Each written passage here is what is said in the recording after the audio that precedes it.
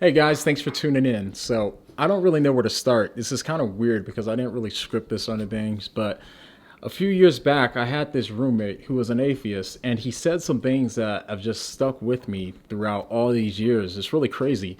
So, I thought it'd probably be kind of a good idea maybe to just go through like 10 of the things that he said. And so you guys can kind of see for yourself. Let me know like what you think. So yeah, I mean, let's just get right into it. No, you're getting it all wrong. If humanity wants to survive, we must all outgrow the childish belief in a magical sky daddy. It's so silly and childish that. Hey, Mark's here. Hey, time to play video games for the next 5 hours. Hey, sorry to bother you, but do you mind if I borrow some morality from your worldview? I've been searching for some grounding for mine, but it just all seems so arbitrary. Hey, can I get your opinion on something? Do you think it works if I just keep saying the words fallacy and debunked over and over, even though I've never bothered to look up the fallacy or read what professional atheist philosophers have said about the arguments for God's existence? But I heard it from my favorite YouTube atheists, so it has to be true, right? That theologian went to school for 12 years when he could have just asked atheists online what the Bible says. I mean, us atheists, we've all read the Bible at least 5 times, cover to cover, and we know the scriptures far better than any Christian. Now, granted, we may not be able to tell you any of the events or the context of any of the verses that we quote, but we do excel at one thing: cherry picking while accusing Christians of doing it. Genius. I just thought of something. Can you believe that there's like millions of books on evidence for God's existence, but there's not a single shred of evidence for the existence of God? I mean, what's more likely, that those books are filled with nothing but one liners and gibberish, or that I don't understand what evidence is? I mean, obviously the books are filled with gibberish, but what I can't seem to understand is why Cambridge and Oxford are just publishing these books full of irrational gibberish when we have teenage kids on YouTube that have debunked those same arguments thousands and thousands of times. Doesn't, yeah, makes no sense. None. Oh, I always do that. I hate it. I stubbed my toe again.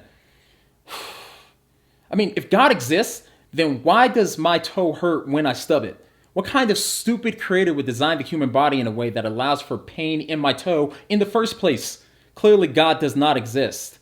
I mean, what kind of idiot creator would put the toes on the outside of the body, huh? Bro, I've got the best idea. Okay, I've been thinking about this for a while, so, all right, check it out. So, I'm thinking of going to hospitals to comfort dying people. I mean, okay, hear me out, hold on. So, how often do people come to their rooms letting them know that atheism is true and nothing happens when they die? Yeah, you know?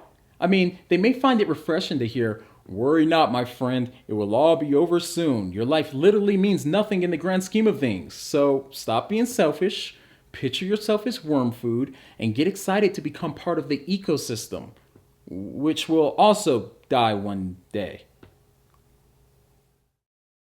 William Lane Craig is so dumb. He's so stupid. I mean, the guy has 2 PhDs, right? One of them's in philosophy. He's been published in more peer-reviewed philosophical journals than any other modern philosopher alive, and the poor guy doesn't even know what a fallacy is.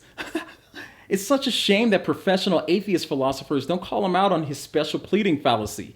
Every argument he has, special pleading.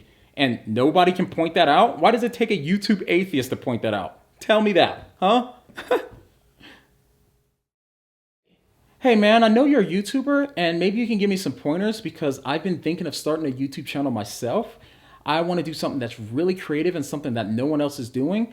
So what I think I'll do is over and over I'll say how there's no evidence for God, and then I'll throw in some really clever punchlines like Sky Daddy and Magical Man in the Sky, Tooth Fairy, Santa Claus is like believing in God, religious people are stupid, the Bible is, full of Bronze Age myths written by goat herders, yada yada. And then I'm going to search on Google. Here's where it gets really good. I'm going to search on Google for some edgy scriptures and tell people that God enforced slavery and hates gays. No one's ever done that before. Ugh, you don't get it. If God is real, why doesn't he stop atheists like me from rejecting facts that we don't like? Or how about us having some of the worst arguments in human history? Better yet, how about how we consider it a skill to be hyper skeptical of anything and everything that could change our minds? I mean, anyone could play hyper skeptic. Nothing special there. Why doesn't God just stop us from avoiding the burden of proof like it's the Black Plague? Huh? Okay, and most of all, why does God allow so many of us to suffer from ARCS? Yeah, that's what I thought. Checkmate, Christians. Heh heh heh.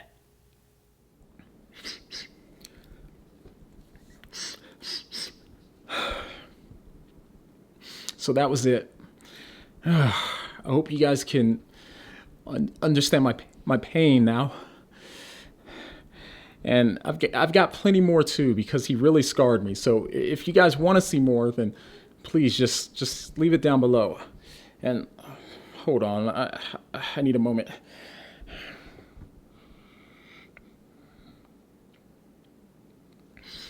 Okay, I'm back.